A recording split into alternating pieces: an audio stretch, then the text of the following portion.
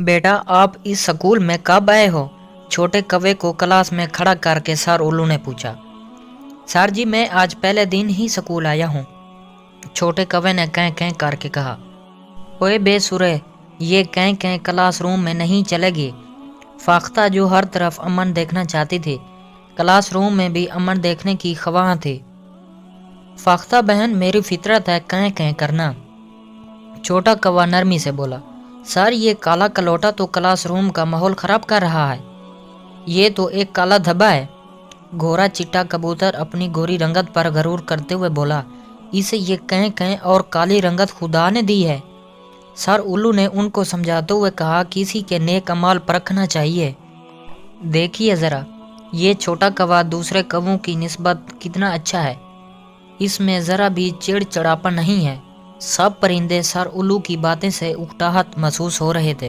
Sir, इस कालू से कहें कि ये कहीं और जाकर बैठ जाए, मुझे इससे घिन आ रही है। कौवा गोरे कबूतर के साथ बैठा था, जो उसे बिल्कुल भी बर्दाश्त नहीं हो पा रहा था।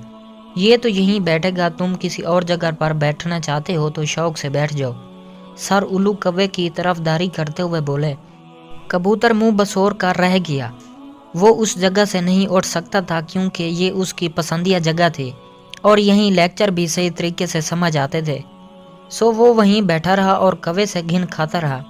कौवा परिंदों की बातों के मुंह तोड़ जवाब इसलिए नहीं दे रहा था कि वो एक बहुत अच्छा कौवा था और परिंदों से उतरा कर बात करना उसकी आदत नहीं थी। सर उल्लू कौवे के इखलाको करार से वाकिफ थे। उसकी तरफदारी करने की यही वजह थी।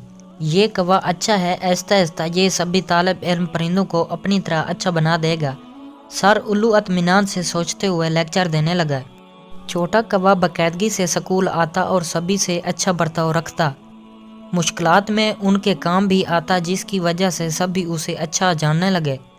गोरा कबूतर उसका अच्छा दोस्त बन गया और वो अपनी गोरी रंगत पर नहीं, उस बात पर फख्र करता था कि कौवा उसका बेहतरीन दोस्त है और वो उसके साथ बैठता है। कौवे ने अपने इखलाक से सब के दिल जीत लिए। वाकई अच्छे अमाल हों तो रंगत की अहमियत नहीं। दोस्तों, उम्मीद करते हैं आज की वीडियो आपको बहुत पसंद आई होगी। अगर वीडियो पसंद आई है तो इसको लाइक कर दें। अगर आपने अभी तक हमारे यूट्यूब चैनल उर्दू कहानियाँ को सब्सक्राइब नहीं किया तो इसको ज़रूर सब्सक्राइब कर लें, ताकि आपको इस तरह की मज़ीद इन्फॉर्मेशन उर्दू कहानियों के रिलेटेड मिलती रहे।